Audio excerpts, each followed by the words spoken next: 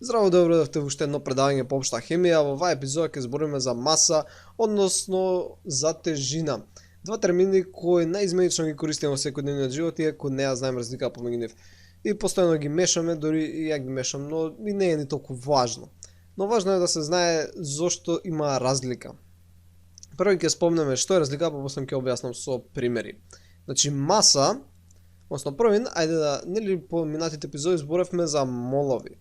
Значи молови го мерат количество во супстанца, односно го мерат бројот на атоми или на молекули. Значи, например, бројот на H2O молекули во даден пример. Значи, тоа е молови. А маса, значи М, всушност представува количината на материја. Значи, во материја не спаѓаат само атоми како основни градбени структурни единки, нели? Внатре во атомот имаме протони, нели, имаме неутрони, околу нели имаме електрони. Па маса представува збирот на сите овие честички. Значи не на бројот на целосни атоми, него збирот на частичките. Значи затоа можеме да имаме 1 мол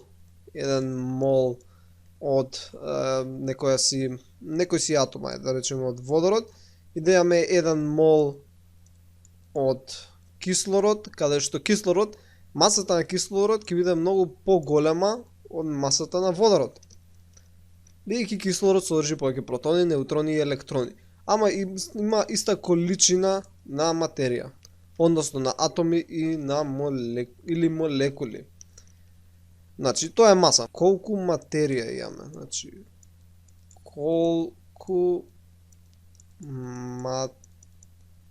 материја. И масата е тоа што најчесто го мериме, значи кога ќе се качи таа вага и нели мериме колку килограми имаш. Или колку грами има нешто. Тие се мерни единици за маса. Сега ќе речеш, па ја не толку мерам, со тоа мерам колку јас сум тежок, нели тежината. Да бележиме тежината со Т. Значи Т не е мерна единица за тежина. Тежината всушност представува гравитациона сила. Што мислам со тоа? Ако некој, например, тежи 75 кг, тој не тежи 75 кг, тој тежи 750 ньютни. Зашто тој ако тежи 75 кг, еве да речеме, тежи 75 кг, знаеме дека гравитацијата, бар на планетата Земја, е 9,81 метар врз секунда на квадрат. Да заокружиме дека е приближно 10. Значи, ако е приближно 10, он е 75 кг, тогаш тој има тежина од 750 ньютни. Односно, со таа сила е привлечен кон планетата Земја. Значи, привлечен кон планетата Земја, или како што е тука дното. И со таа сила, 750 ньютни, те влече планетата Земја кон нејзе. Добро, ај сега да видиме ова што значи со еден прост пример.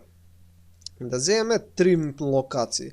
Значи ќе земеме планетата Земја, значи имаме планетата Земја, плава планета. Имаме Марс, еве го Марс, така е, тука е Марс. Само што требаше да го нацртам многу помал. Еко Марс и да речеме имаме месечината. Значи еве месечината.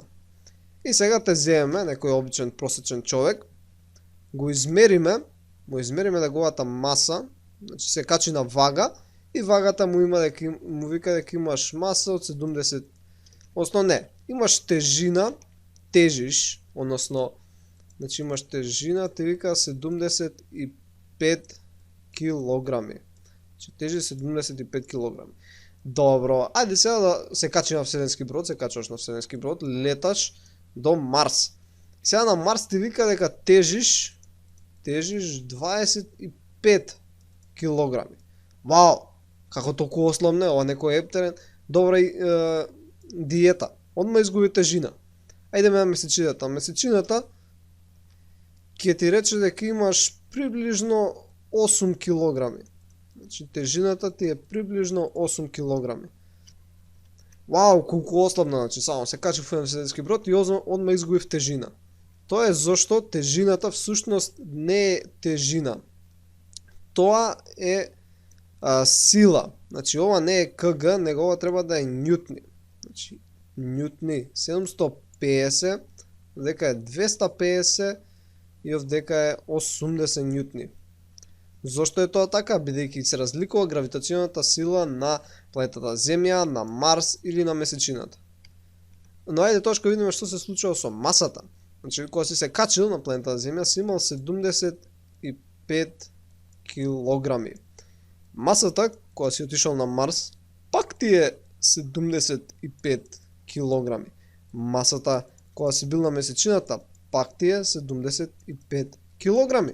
Бидејќи масата, количеството на материја од кој ти си составен никогаш не се променило. Единствено што се променило е гравитационата сила која те влече кон планетата. И затоа ти се променува тежината, односно силата со која те влече, ньутните. Ај точка да видиме дека имаш најмалца маса.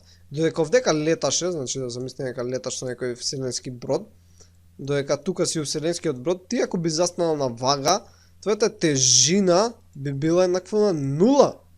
Значи ќе речеш, вау, изгубив целата тежина, односно 0 ньутни. Ама масата пак ќе ти биде 75 килограми. Затоа е многу важно, например во хемијата, секогаш што треба да се вика дека имаме маса од толку и толку, наместо дека тоа тежи некоја си вредност. Но за да не настане некоја конфузија помеѓу некој што првпат се сретнува со хемија, најчесто се употребува и терминот тежина. Така да ако планирате да изгубите тежина, можете само да се заминете од планета, не мора да држите никаква диета, одма ќе изгубите тежина, ама масата ќе ви остане иста. Се надевам дека ова разјасни ако имавте некоја збунетост во врска со темава, че да сумираме. Маса е количеството материја што го содржиш, а тежина е гравитационата сила која действува врз тебе, со колкава сила те влече. Ви благодарам што гледавте, ако сметате дека научивте нешто ново, стиснете лайк, сабскрајбнете, споделете со пријатели. Ќе се видиме во наредната епизода и како секогаш останете љубопитни. Поздрав!